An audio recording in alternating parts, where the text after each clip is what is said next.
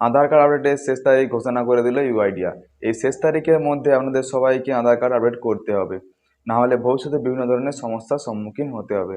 তো আজকে আমি এই ভিডিওর মাধ্যমে আপনাদেরকে দেখিয়ে দেবো কিভাবে আপনি ঘরে বসে মোবাইল ফোন দিয়ে আধার কার্ড আপডেট করতে পারবেন। তো চলুন বেশি কথা না বাড়িয়ে ভিডিওটি স্টার্ট করা যাক।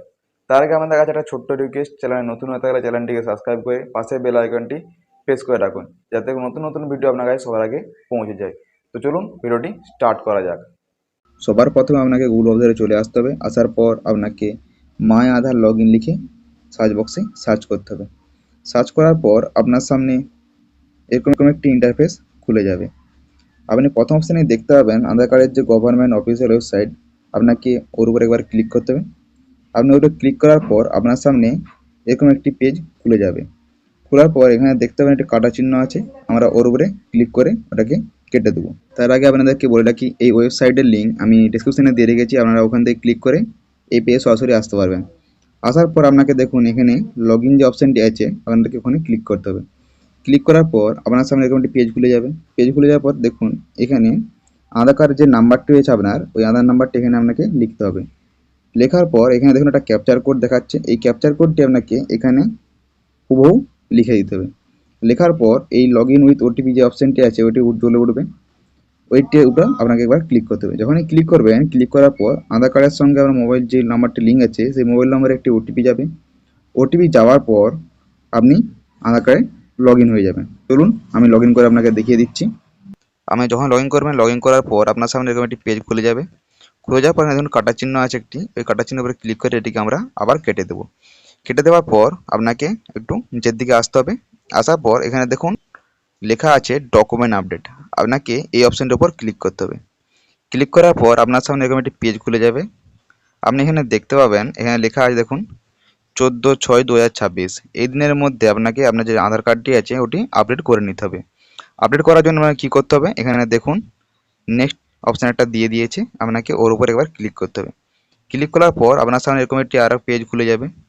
আপনাকে আবার কি করতে হবে, এখানে দেখুন আবার নেক্সট বাটনটি চলে আসছে, আপনাকে ওর উপরে একবার ক্লিক করতে হবে। যখনই ক্লিক করবেন, ক্লিক করার পর আপনার যে আধার কার্ড ডিটেলসটি রয়েছে আপনি এখান থেকে দেখতে পাবেন। আপনাকে কী করতে হবে, এখানে দেখুন টার্মস অ্যান্ড কন্ডিশন দিয়ে দিয়েছে, এর উপরে আপনাকে ঠিক চিহ্ন মারতে হবে। ঠিক চিহ্ন মারার পর দেখুন নেক্সট বাটনটি আবার জ্বলে উঠেছে, এই নেক্সট বাটনটিতে আপনাকে একবার ক্লিক করতে হবে।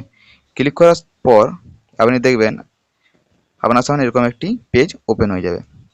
আপনাকে কী করতে হবে, একটু নিচের দিকে নেমে আসতে হবে। আসার পর এখানে দেখুন লেখা আছে প্লিজ আপলোড প্রুফ আইডেন্টি, মানে আপনি আধার কার্ডটি আপডেট করার জন্য কিছু আপনাকে আইডেন্টি প্রুফ হিসেবে দিতে হবে। তো আপনাকে দেওয়ার জন্য এখানে দেখুন একটা রো দিয়ে দিয়েছে, এই রোয়ে আপনি ক্লিক করবেন।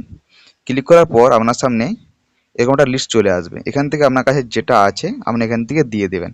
এখানে দেখুন অনেক ডকুমেন্ট রয়েছে যেটা আপনি দিয়ে আপনার যে আধার কার্ড আপডেটটি করতে পারেন। এখানে দেখুন ড্রাইভিং লাইসেন্স, ইন্ডিয়ান পাসপোর্ট, আধার কার্ড, রেশন কার্ড, অনেক কিছু আছে, আপনারা এখান থেকে দিয়ে দেবেন। দেওয়ার পরে এখানে দেখুন এখানে লেখা আছে সিলেক্ট সাপোর্টিং ডকুমেন্ট, ফাইলটিকে আপলোড করার জন্য আপনাকে এখানে ক্লিক করতে হবে।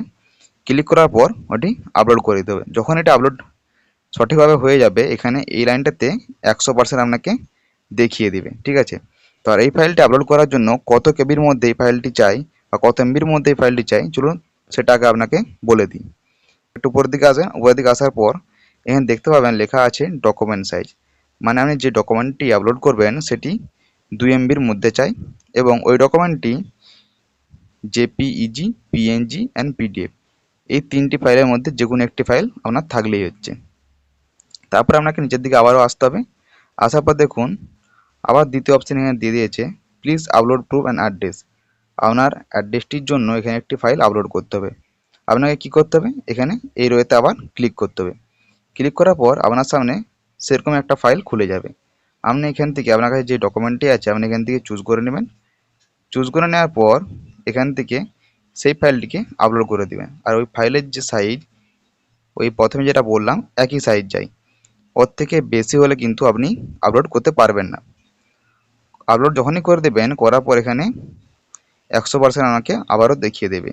দেখিয়ে দেওয়ার পর এখানে দেখুন একটা টার্মস অ্যান্ড কন্ডিশন আপনাকে দিয়ে দেবে, ওটাকে টিক চিহ্ন করতে হবে। টিক চিহ্ন করার পর এখানে দেখুন নেক্সট বাটনটি চলে আসবে। এখানটিতে ক্লিক করে আপনার যে ফাইলটি আছে ওটি আপনি সাবমিট করতে পারবেন। সাবমিট করার পর আপনার যেই আপডেটটি ওটি কিছুদিনের মধ্যে হয়ে যাবে এবং আপনার ফোনেতে মেসেজ চলে আসবে। আপনি এভাবে আপনার যে আধার কার্ড আপডেটটি ওটি করতে পারবেন।